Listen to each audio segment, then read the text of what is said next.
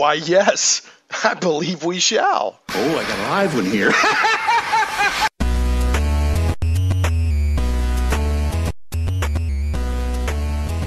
Live from Little Rock, it's Shane Plays Radio, Geek Talk Radio, a journey into the things we love. I've got a shocking show today. Might shock your system. I'll tell you a little bit more about that here in a second. Got a great guest. I've heard him more than once on my friend Adam and his crew's Fragments of Silicon podcast. And I'm really excited to be talking to him myself, not only for the game he's doing, but for what the mission of his company is. But we'll introduce our guest here in a second.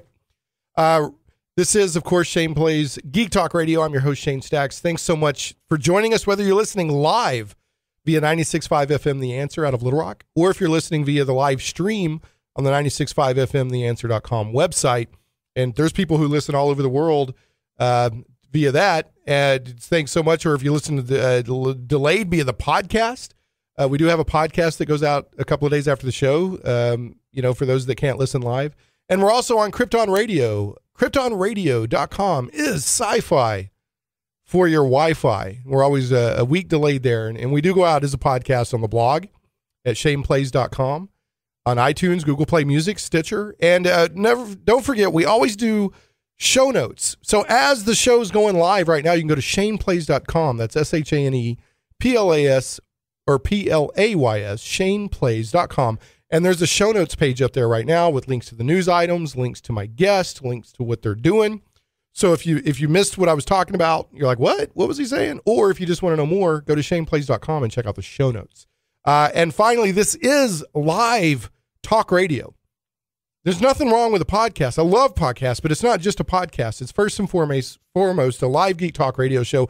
The lines are open. You can call in at 501-823-0965. That's 501-823-0965. Or you can tweet me at Shane Plays, ShanePlays. Okay, I got a quick announcement for a sponsor. Then I'm going to introduce my guest, and we'll do a quick news segment. And then we're going to talk about what they're doing with their game. But Troll Lord Games, sponsor Troll Lord Games, has a Kickstarter coming. Early Bird opens July 6th. It's official on July 7th, and it's the Hallowed Oracle. Troll Lord Games has partnered with Shane Moore of Abyss Walker fame, that's a series of novels, to bring you even more Castles and Crusades. There's an all-new adventure series complete with new classes, spells, and monsters. So keep an eye out for that. Early Bird opens July 6th, and it's official on July 7th. Castles and Crusades, Troll Lord Games, those guys do a great thing with their game, and they're just cool guys. So keep an eye out for that. Now, without any further ado, I want to introduce our guest. We have Mr. Stephen Kick, who is the founder and CEO of Night Dive Studios. Stephen, are you with us? I am. Hey, man, thanks so much for being on the show. Really excited to be talking to you, and I'm great that the timing worked out that we're able to talk right when your Kickstarter, just within a few days of your Kickstarter launching, which is already doing quite well, and we'll talk about that here in a little bit. But your company is doing an exciting remake of the original System Shock game. And also we talk, and just tell us real quick, even if you weren't doing System Shock, I think it'd be great talking to you. What is the mission of your company? I love your mission statement. So what we do is we go out and we find the classic PC games that you probably played and remember from your childhood that you can no longer legally purchase or play. And we license them from whoever happens to own the rights to them at the time, and we make sure that they run on current operating systems, and then we re-release them across a number of digital platforms like Steam, Good Old Games, the Humble Bundle. And we just want to make sure that the legacy of these classic games never goes underappreciated. Right. Yeah, there's actually a mission statement where you say something that you retrieve forgotten classics or something like that. It ties in with the name, like the Night Dive, like you're actually diving and recovering like lost treasure or something like that. I just love that. It's kind of what it feels like. Yeah. It feels like, we go to these depths that people don't often go to. It's often, risky. Yeah. Right. As risky as something like that could be, and sometimes we recover something that's been forgotten and has some kind of value to it. Whether it obviously be monetary, but we do it more for just the industry in general. It's important that as a artistic medium, we have the past available to everybody in order to appreciate, where we came from and to learn from our history so that we can make better games and better experiences in the future. Right. Yeah. I think what you're doing is worthy, and there's nothing wrong with building a company around that and making a profit and providing jobs at the same time. So good for you. Yeah, but I'm on your About page on nightdivestudios.com, and it says Night Dive Studios believes that classic video games should never be abandoned or forgotten. I'm down with that. And then you say, why should games be, or you're talking, hey, books are digitized, da-da-da, and you say, why should games be any different? We know there are countless games that are still unavailable, and we're doing our best to bring them back from the depths to be treasured once more. So I love that phraseology, that verbiage and the imagery there. What we're going to do,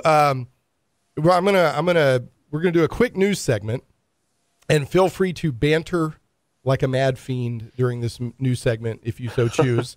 And then when we get done with the news segment, we'll talk all Night Dive and all System Shock. So, Zach, go ahead and turn on the hidden microphone in the newsroom. Let's see if those that hardworking news team is working today. There they go. Oh, yeah. Work on Saturdays. Love those guys. Remember, folks, every dollar of support we get through Patreon is a penny an hour raise for the news team. So keep that in mind. They're hardworking. Okay, we're going to do this super quick. I've got a few news items, but we're just going to plow right on through them. First of all, the D&D movie that has a title and a lead actor now. So we've known that they're doing another big budget, big motion picture D&D movie. Well, it's going to be called The Hand of Chaos. I wish I had like a booming echo effect when I said that. The Hand of Chaos. So that's going to be the name of the movie. It's got a lead actor, and evidently it is like a Guardians of the Galaxy kind of vibe, and they're on a quest. It's a classic quest story, which I like a whole lot, because not every adventure movie has to be end of the world scenario. Let's just tell a good quest, a good action movie, and evidently it's got a little bit of a Indiana Jones vibe to it too. So now I know you're a heavy video gamer. Are you into D&D at all, Stephen? Honestly, I'm not. But it's always been one of those things that I knew that had I been introduced to at a young age or at any point in time, I probably would have been sucked in. It's always looked really fun. I've always wanted to do the Call of Cthulhu role-playing game. Oh, yeah. Yeah. That's making a comeback right now, by the way. They got a new edition, and there's a guy, Sandy Peterson, involved, who helped write the original game, and he also did a lot of level design on the original Doom game, and he's involved. So Yep. He did a lot of the level design on Quake as well, and a lot of the Lovecraftian elements to that are owed to Sandy Peterson. To Mr. Peter. Yeah, I think he was also involved with the Ghostbusters role-playing game, if I'm not mistaken. So, but yeah, there's a guy. Let's see. Real quick, I'll just throw out the name of the lead actor. He's from Divergent, the Divergent series. Ansel Elgort, I guess is his name. He's also in The Fault in Our Stars and some other stuff. Anyway, so keep an eye on that. Looking forward to seeing how this goes. There hasn't been a really great D&D movie yet. There's been some of variable quality, but hopefully this one will do it.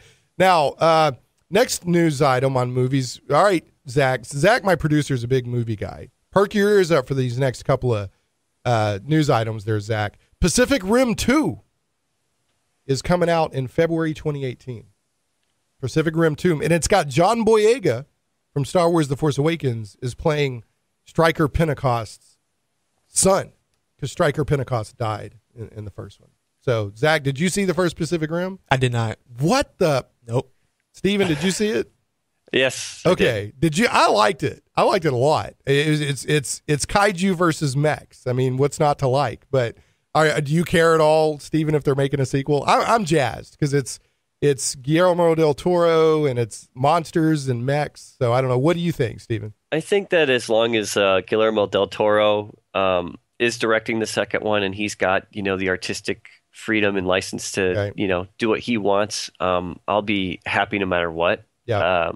I think my original qualm with the first movie was I love the idea. I love the premise. The movie itself was really fun. But I wish that they had built the Jaegers to be more maneuverable in water, because it seems like every time they fought the kaiju in water, they just got their asses handed to them. That is a definite geek perspective.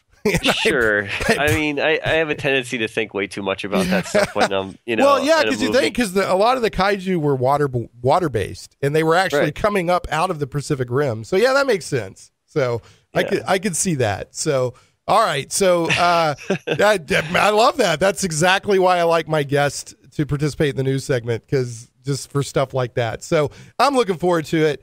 My beef, if I had to have a beef with it. And I understand why they did it, to show the dynamic of relationships and having to work together. But I was kind of bummed that you had to have two people run a mech. I thought that was kind of weird, But anyway, I know why they did it narratively for the movie, because it was about relationships and finding the perfect match of people and all that stuff. Okay. Well, would you say that two people was a little more believable than, like, say, five people in controlling Voltron? Well, but that's oh man, we're getting geeky. That's a Gestalt trope, where you have a Gestalt Voltron is actually a Gestalt construction where you have five different robots coming together as one. I haven't thought about it that deeply, to be quite honest. I guess we could dedicate a whole show to it, but I've never kicked back on Voltron, but for some reason the double pilot of the Jaegers in Pacific Rim, I was like, it feels kind of forced. But I know why. If you want to get into talking about Gestalts, I mean, we could go off on a wild tangent about Devastator, Bruticus, Superion, exactly. Any of the combiners from Transformers. I mean, well, to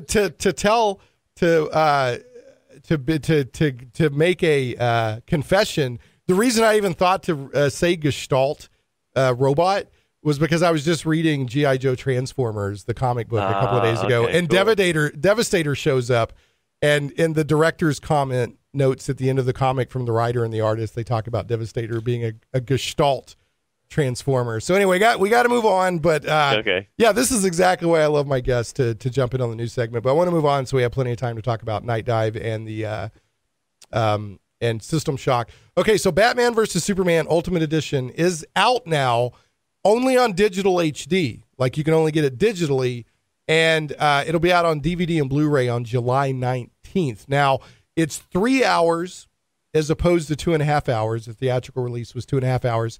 And the reviews that I'm reading indicate that it is better than the theatrical version. Almost everything I'm reading says, yeah, it's a better movie. And I put a link on the show notes from Forbes, and the title is Batman v Superman Dawn of Justice Ultimate Edition Review, a superior cut of a doomed film. Now, see, Zach in there, you loved Batman v Superman, didn't you? Actually, GL did. Was it GL that liked it? He loved it. What did you think about it? I think it was good. It was watchable. Yeah, right. But I mean, Civil War, if you put it right next to Civil War, Civil War it was far superior movie. Yeah. Now, Steven, did you see Batman v Superman? I did not. Okay. Do you have any desire at all? You don't sound like you have a huge desire to even check it out. I just am not a big fan of, like, DC in general. I know. Nah, it's okay. You're welcome to your opinions. I'm totally setting myself up for that, but I've just, ever since what's your email address for the hate mail? What's your email address for the hate mail? I have not received any death threats yet so far, so let's keep it that way. Okay. All right. So, as a comic book nerd, it's totally watchable. As a good movie, it nowhere near came to the level of like what Marvel's been doing. Because you can take somebody who doesn't give a whit about comic books and put a Marvel movie in front of them, and they're probably going to enjoy it. I'm not sure that you could say the same thing about Dawn of Justice. You've got to be invested a little bit into DC and the characters, I think, to enjoy it. But that's just me. Now, there are a few good scenes in it, and there's some good elements, but as a total Gestalt, as a total movie, it missed the... Zach's in there shaking his head because I had to say Gestalt again. Okay, so anyway, moving on. I'll throw out a couple of last links here. We're going to talk about your Kickstarter here in a little bit, Stephen, but there's another Kickstarter out there I don't want people to miss. It's called Easy to Learn, Hard to Master, The Fate of Atari. And it's on Kickstarter. I think it's got about 15 days left. There's a lot of big names involved in it. The footage is already shot. Like all the interviews are already done. They're just trying to raise about $30,000 to get it all together and out. And it's got, of course, big names like Nolan Bushnell and Chuck Peddle. And it's narrated. This is interesting to me, Stephen. I don't know if this name will mean anything to you, but to me, this is a big deal. It's narrated by Bill Hurd. And Bill Hurd was one of the guys that was big in the Commodore days and helped do a lot of the engineering back when in the Commodore's, sort of golden era. So, and he's a real person. They could make a whole movie about this guy. He's just a massive personality. So, is that, are you, I would imagine that Atari history is interesting to you, Stephen. It's definitely interesting. I'd say that I came into the whole video game scene, a bit after that generation. I was part of the NES generation. Right. But I've played Atari. I've played my fair share of it. And it's got a very special place in video game history, and a lot of what we do today wouldn't have been possible without it. Right. Now I saw the Atari come on the scene. I remember it being the big Christmas gift for a couple of years, that kind of thing. And yeah, it's hard to overstate the influence it had on getting video games into the living room. I mean, it's just, now let's be honest, it would have happened sooner or later. If Atari hadn't have done it, somebody else would have, but Atari did it is the point. So, they get, and now there were other companies out there doing it, but Atari is the one that just, went berserk and just exploded. So, and then finally, one last news item, and then we're going to talk with Stephen about his stuff. Had a really super cool, unexpected, event last weekend. It's I've got it linked on the show notes. And my friend Matt Barton has a channel called Matt Chat on YouTube, and he interviews game developers and documents video game history. And once a month, he does this thing called a Matt Chat, where he has a Google Hangout for Patreon supporters. And he invites, guests to come on, like this week's guest is so-and-so, and next month's guest will be so-and-so. Well, Mike Whitwer, who is the author of the Gygax biography, Empire of the Imagination, was the special guest. We were talking with him. He's like, oh, by the way, my brother Sam is going to join us. So Sam Whitwer pops into the Hangout, and we talk for about 45 minutes or so, just deep nerd RPG talk, tabletop RPGs. But what's cool about Mike is an interesting guy in his own right, but his brother is kind of a well-known actor. He's been on Battlestar Galactica, The Walking Dead.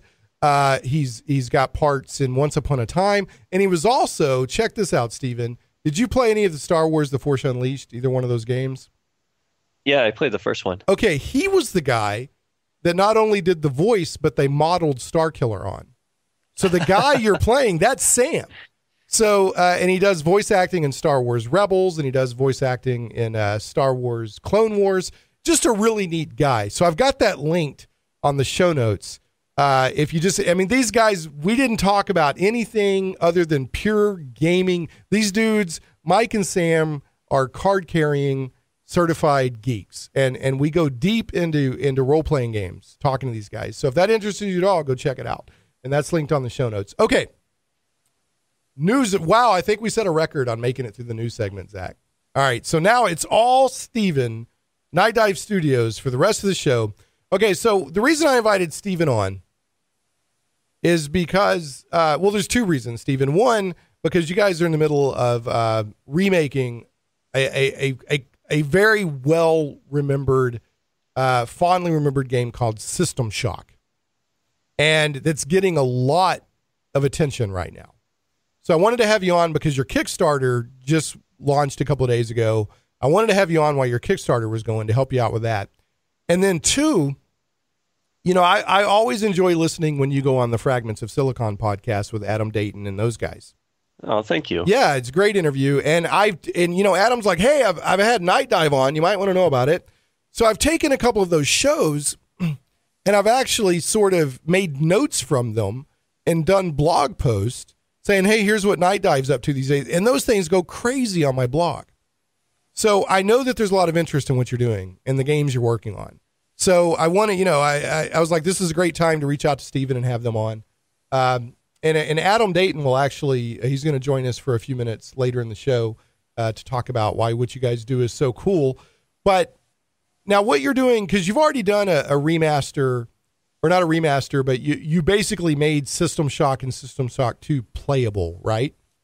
Is that kind of how you kind of got into messing with System Shock in the first place? Yeah, we've made them available to play. Before Night Dive, there was no way to legally purchase those games, and getting them to run on modern operating systems was, at the time, it was very difficult. So we've kind of cut all that out so that you can get straight to playing the game. Okay, so and those were successful enough that it kind of led you into now I think it started, I could be wrong, but I'm pretty sure from listening to your previous interviews and going back and rereading my notes, this started as a remaster and it's kind of become a remake. Is that correct? Yeah, more or less. I think that there is definitely some trouble with, I guess, the vernacular, like what defines a remaster when it comes to video games, or what defines, a remake or a reboot. And we kind of found ourselves lost in the weeds a bit when trying to define it was that we were actually doing. Right. And it just got to that point where people they were looking at what we were doing and they're going, well, this isn't a remaster, this is a remake. And we're like thinking to ourselves, okay, well, how are we going to kind of coalesce everything that we've done so far into a package that's going to be not confusing and pretty much straightforward. And so we ditched the remaster part of the title, and now we're just System Shock. Now it's just simply System Shock. And what's cool about this is people can go to the Kickstarter and read all about it. And the Kickstarter is linked on my show notes page, but just search for System Shock Kickstarter and you'll find it, people. There's a demo. There's a pre-alpha demo that you can download and play.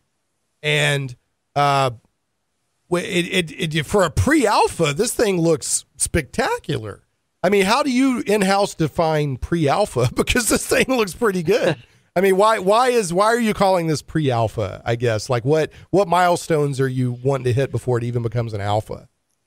Well, I felt that it was very important that, especially with kind of the overall climate of how people feel about crowdfunding these days, I felt it was really very important that we showed as much as we could, not just concept art, not just screenshots, but something that they could experience themselves that would give them kind of an idea of the overall aesthetic, the type of gameplay that they would encounter, and allow them to play around with our feature set as much as possible. So the goal was to basically take the first 10 minutes of the game, have all the main features in the game available right off the bat, and then provide some weapons and some combat scenarios so that people could get a realistic opportunity to experience the game before they decided to pledge their money. Right. And it was a conscious decision I made probably 6 to 8 months ago when we first decided that we were going to use Kickstarter as a crowdfunding platform. One, because nobody had done it before to this extent, I believe. Two, because again, I think that people are growing extremely wary of crowdfunding with all the news articles I was reading. It was like 1 or 2 a week where somebody would come up and say, oh, hey, so I backed this thing. Turns out the guy took half the money and like built a house or that's ran away with the funds or something. Yeah, that's unfortunate. What people need to remember with Kickstarter, now I still think Kickstarter is an amazing platform, and I still think it can do great things, but you're investing in an idea that may deliver. You're not necessarily buying a product. And a lot of people want to buy it as it's just an advanced store, and you're basically investing and hoping that your return on investment will be the level that you invested in. That being said, I think Kickstarter is amazing, and it still can do amazing things. And if you do it right, it could still be very successful. Case in point, System Shock. has 26 days to go, and you've got $733,000 of your $900,000 goal. So it could, people are like, Kickstarter doesn't work anymore. Yes, it does if you do it right. And I remember in your April interview with Fragments of Silicon, you talked a lot about restoring trust in Kickstarters and wanting to do it in a certain way. So it looks like, you've done it. I know you're not funded yet, but I'm saying it looks like that, you were successful in putting together a Kickstarter that people trusted and wanted, to have something to do with, up to and including this blows my mind. At one level, you can get a custom laptop. So that the hacker level, you get a custom System Shock gaming laptop from Razer, and it looks really sharp. Is that like laser etching on the case? It's laser printed, yeah. Yeah, looks really sweet. So, okay, what we're going to do is we're going to take a break. When we come back, I want to talk about why is System Shock itself such an important game? And of course, there's some names. Now, there's a lot of talented people working on this game, but I definitely want to talk to you about Chris Avellone's involvement, because when you say Chris Avellone, a lot of people's ears perk up. So I want to talk about that when we come back. And Adam Dayton from Fragments of Silicon podcast will be joining us for a few minutes to talk about why the game's important and why what Night Dive Studios does is cool. So we're going to take a quick break. When we come back, we will do all of that right here on Shane Plays Geek Talk Radio.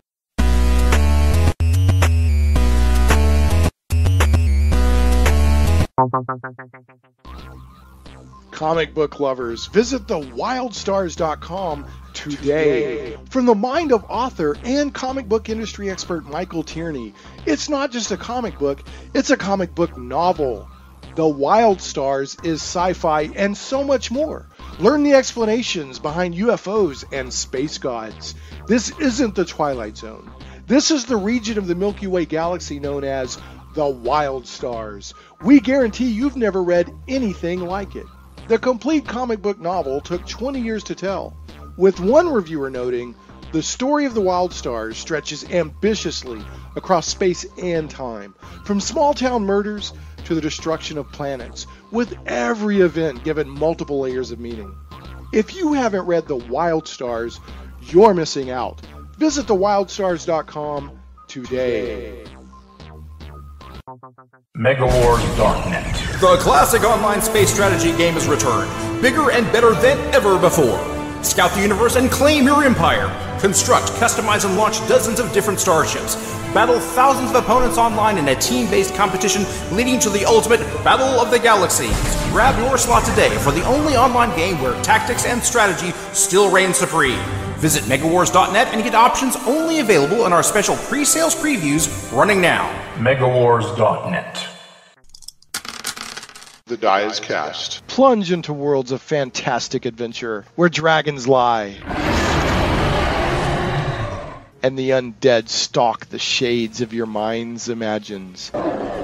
Where creatures of legend plunder wealth through the horror of their passage. Monsters grim and foul hold the ecstasy of gold and the renown of glory. All this and more awaits you and your friends in the unlimited, fantastic world of the Castles and Crusades role-playing game from Trollord Games. Visit your friendly local game store or Trollord.com to get your copy today. A rules-light, adaptable game that has stood the test of time. 12 years in constant publication with no new additions, Castles and Crusades is the original easy-to-play attribute check system. Join us and unleash your imagination. Visit your friendly local game store or Trollord.com to get your copy of Castles and Crusades today. Shane Plays Radio is blessed to have sponsors, and we appreciate them very much. However, did you know that you can also support the show as an individual for as little as $1 an episode? Simply go to patreon.com/ShanePlays.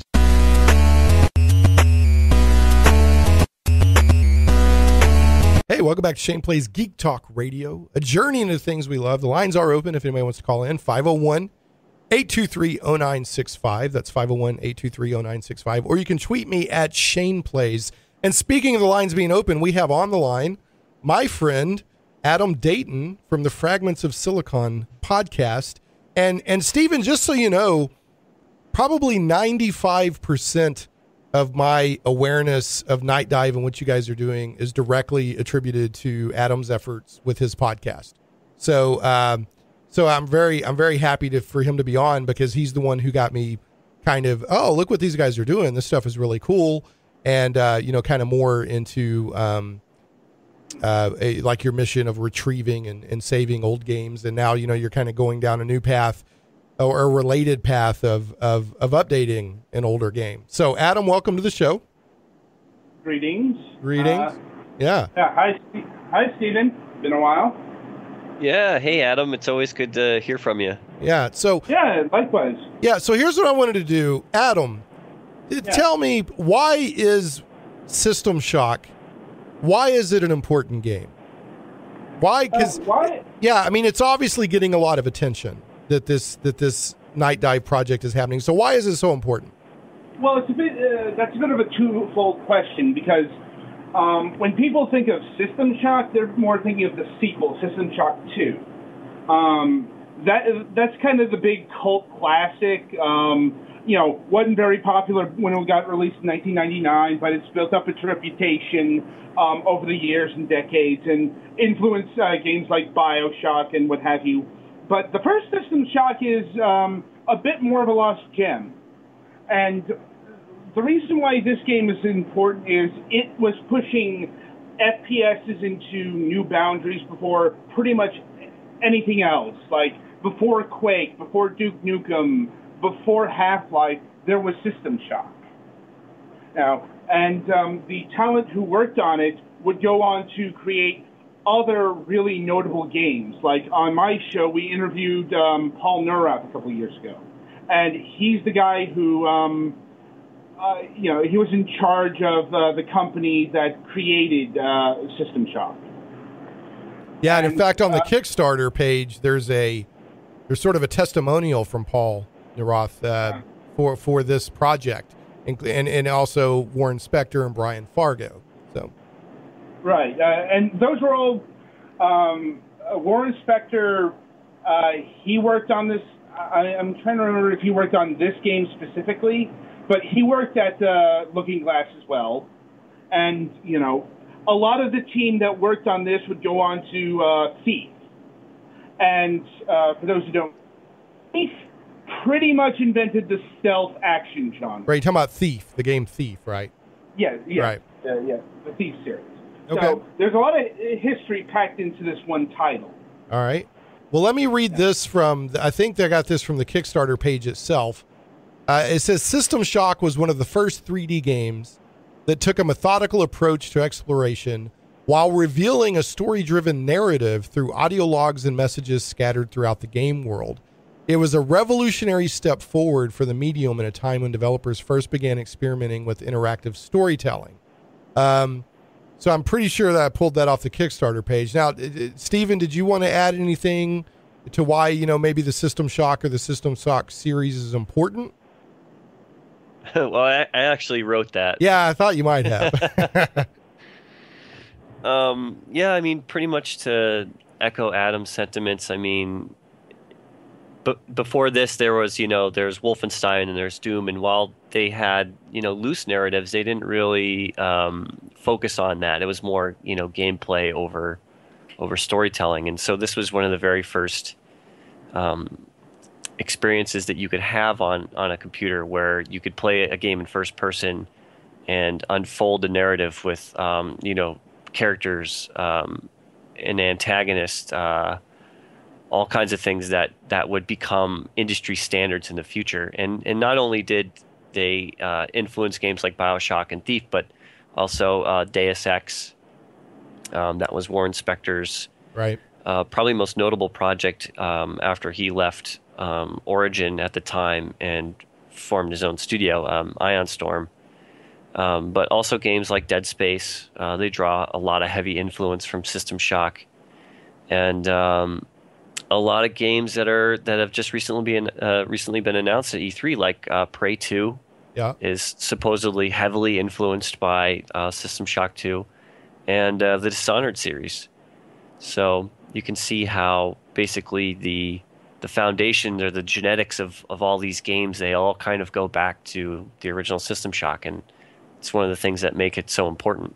Okay, and not to be confused with your project, but am I right in that Warren Spector is actually involved with the System Shock 3 project at the moment? Is that correct? He is. Okay, yes. but let's not confuse that with what Night Dive's doing. Just kind of highlighting the strength of the franchise, I guess, if you will. And guys, help me understand, what's the connection between System Shock and BioShock? I know there's not a direct connection, but there's some sort of connection. There actually is a direct connection. There is a direct connection. Okay. System Shock 2 was made by Irrational Games, and that's Ken Levine's development studio, or was, anyway. The point is, that's the studio that would go on to make BioShock as well.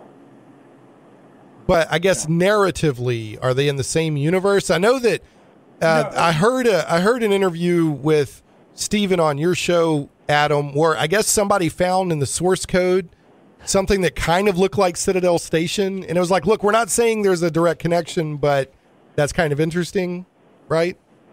As far as I know, BioShock is its own universe. It's a spiritual successor to System Shock and System Shock 2. But I'm like, as far as the connection is, it's the people behind System Shock 2 and BioShock.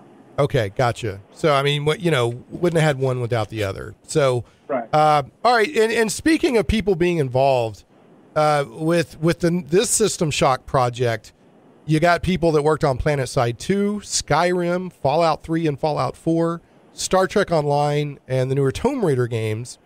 And you've also got Rob Waters, who's the original concept artist for System Shock. And he also did Freedom Force, which is a game special to mine. I love Freedom Force. And he was the concept artist on the BioShock games. So that's pretty exciting. The person who originally did the concept art for not only the original System Shock, but these other games is involved with his project. So there should definitely be a continuity with how the game looks aesthetically. Yeah, and I think it's one of the most important things that's like really resonating with people. And the pre-alpha demo is they're going into this loosely knowing what System Shock looked like, or based off the early screenshots of the first game, and they're seeing that continuity, or they're seeing the influence of all those games together, forming kind of this coherent art style and direction that we're going into. That it's new and it's fresh, but it also harkens back to the original in a way that I think only Rob could visualize. Okay. Well, I think that's cool. Now, I have to ask you also, mentioned this earlier, Chris Avellone is not a stretch goal. He's actually attached to this project. And I know there's a lot of talented people. I'm not trying to diminish that for this game. But when you say Chris Avellone, a lot of people set up and pay attention. So if I don't try to get clarity on what Chris Avallone's involvement looks like, the RPG Codex will hunt me down and draw and quarter me. So what does Chris Avallone's involvement on this game look like? I mean, is it what's his level? Is it like a broad strokes where he's helping kind of with the treatment of the story, or will any of his writing make it directly into the game? I mean, what does it look like? So Chris is a really big System Shock fan. And when we approached him about coming onto the project, it was basically we're going to take a lot of what he does best and apply it to the System Shock narrative. So he's going to be doing a lot of writing. There's going to be new areas in Citadel Station you'll be able to explore, and we're going to need him to kind of bring that into the main story, but also give him the freedom to kind of explore what might have happened to some of the other, unfortunate crew members on board. So if I'm reading logs or something, will I actually be reading his writing? Like, is he going to be writing character arcs, or is he just going to be suggesting to other writers what he would do? Yes, he's going to be doing that. There's going to be a lot of that. So he's going to be directly writing for the game. Yeah, but cool. So beyond that, he's also going to actually be doing a lot of visual storytelling. So, like if you go into a room or an area of the game and there are corpses scattered a certain way, or there's some fallen enemies, or there's some pickups, or maybe there's something scrawled on the wall that suggests, a deeper story. He's really going to help out by creating these scenes or these depictions or scripted moments that will tell the story without, directly using text. Okay. So that's also really exciting for us is to see what kind of scenarios he can come up with to provide even more depth to the story. Well, I got to tell you, that's exciting. I like Chris. He's been on the show a couple times. And in fact, we invited him today, but he's on a plane right now, winging his way through the atmosphere, or else he would have joined us. But I think that right there is exciting. I mean, there's so many exciting, cool things going on with this. Now, I'm going to be honest. I never played the original System Shock. But the more I read about it, the more I learn about it. And I played your demo last night and did a Let's Play and threw it up on YouTube. I was like, this thing looks amazing. And there's all these cool little things in the walls you can play with. You're like, is that a light or is that like something I can play with? Oh, I can play with that. There's just a lot of, and then you're like, oh, this is really neat. Oh, wait a minute. There's a mutant trying to eat my brain. So it was a lot of fun. And I caught some heck from my friends online because evidently I'm just destroying everything with a pipe. If it looks like I can hit it, I can hit it. So I guess I went a little crazy with the pipe. We're going to take a break. When we come back, we'll wrap up. And just try to touch on anything else that Steven wants to make sure that people know about this. Adam, thanks for joining, man. Is there anything else you want to say before we take the break about this game or what Night Dive's doing, or even plug what's coming up on? Well, I know you're on hiatus for a couple of months with Fragments of Silicon, but anyway, is there anything you want to say about the game or about what Night Dive's doing real quick? Well, yeah, Night Dive is more than System Shock. Recently they released the Kenji Eno Classic D on Good Old Games, and they've got several such projects in the works, though I think that's kind of on the back burner because of System Shock and Turok 2. Yeah, they've done Turok 2. That's another huge game. I mean, there's a ton of games in your library. I mean, I recommend people go check out the Night Dive website and see what they're up to. Right. And as far as Fragments, yeah, we're on our seasonal break. That's actually only 2 weeks. Okay. All right. But yeah, so we're returning back in early July, and we got a lot of stuff coming up there. What is it? Do you know what your first show is going to be yet? Our first week is, we come back on July 12th, a Tuesday show with Paul Brighton of DDD Wars. Okay. And July 13th, Mike Gale of Disaster Cake Games. They're doing Soul Saga. Then the next week, Audrey LaPrince of the Game Bakers. And July 20th, Brian Del Rizzo of NVIDIA. Okay, that is cool. Okay, man, I got to let you go. Thanks so much for joining. I love Fragments of Silicon. People need to be listening to it if they're not already listening. Tell the crew that I said hi. We're going to take another. We'll take another quick break. When we come back, we'll wrap up with Stephen Kick of Night Dive Studios and their System Shock project. First, let me tell you about one of our sponsors. Some Goblins Are Your Friends. Game Goblins is Central Arkansas's premier retailer of Magic the Gathering, Warhammer 40K, board games, card games, RPGs, miniatures, and hobby accessories. Call Game Goblins at 501-224-GAME or visit them online at GameGoblins.com. They're conveniently located at 1121 South Bowman, right on the corner of Bowman and Canis in West Little Rock. For all your gaming needs, I heartily recommend Game Goblins. Make sure to check out their customer loyalty program that rewards you based on your actual purchases. Game Goblins earns your business and keeps it. And I talked to Josh and Jeremy over there, and they said that there's a ton of stock that's on sale this weekend, I guess for 4th of July weekend, between 20 and 40% off. So you may want to stop by and check that out. First-time customers, mention Shane Plays and receive $10 off your purchase of $50 or more. Call Game Goblins at 501-224-GAME or visit them online at GameGoblins.com. Tell them Shane Plays sent you.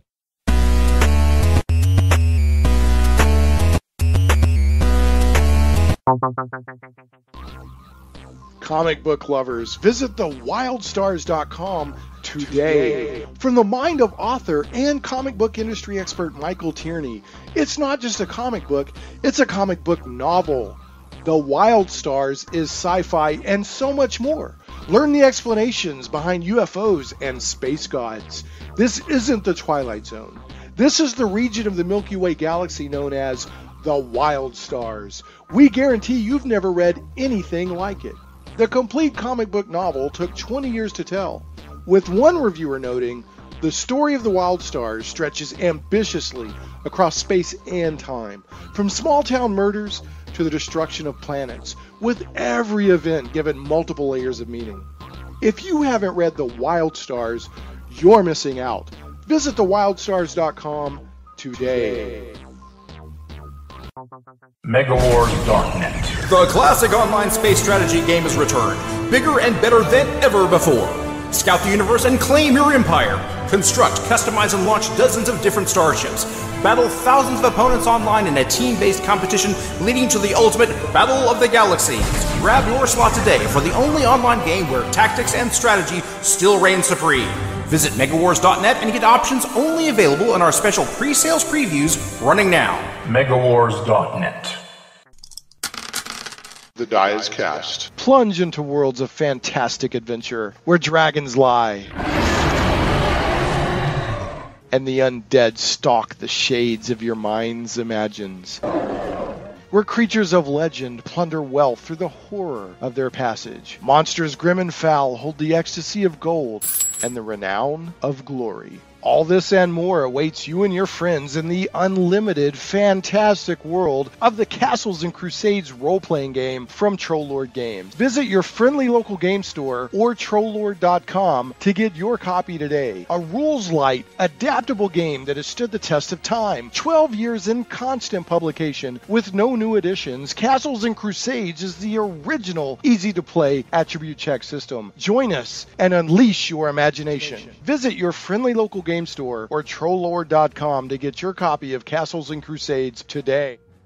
Shane Plays Radio is blessed to have sponsors, and we appreciate them very much. However, did you know that you can also support the show as an individual for as little as $1 an episode? Simply go to patreon.com/ShanePlays.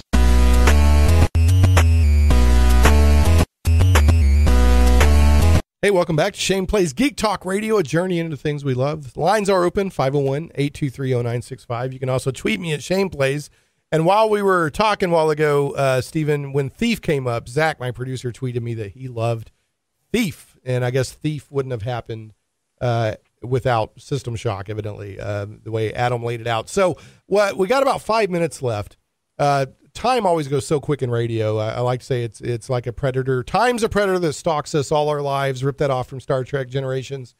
What is there anything I want to make sure that if you have anything that you definitely want to mention or that you haven't had a chance to share yet in any other media or interviews or anything that you get a chance to do so here. Oh man, that's leaving it wide open. Yeah, isn't it? no, it's go for it, man. Well, I guess I'm just incredibly grateful for everybody that's backed us on Kickstarter. I definitely had high hopes, but my expectations have been completely blown out of the water in terms of the support that we've received. And I can't wait to make this game. It's been kind of a dream of mine ever since I was probably about 13 years old, that I'd have some hand in creating a shock game. So was 13-year-old Steven like playing System Shock on like his computer and going, "Whoa, this is just the best game ever"? Is that what happened here? Yeah, pretty much. I distinctly remember the moment. Actually, it was probably right after holiday 1998. I was at the lunch table with all my friends, telling them how great Half-Life was. Yep. And a friend of mine came up and he's like, "Well, have you played System Shock 2?" No, I haven't even heard of System Shock. What's that? Right. And he came in the next day and he gave me the big box copy.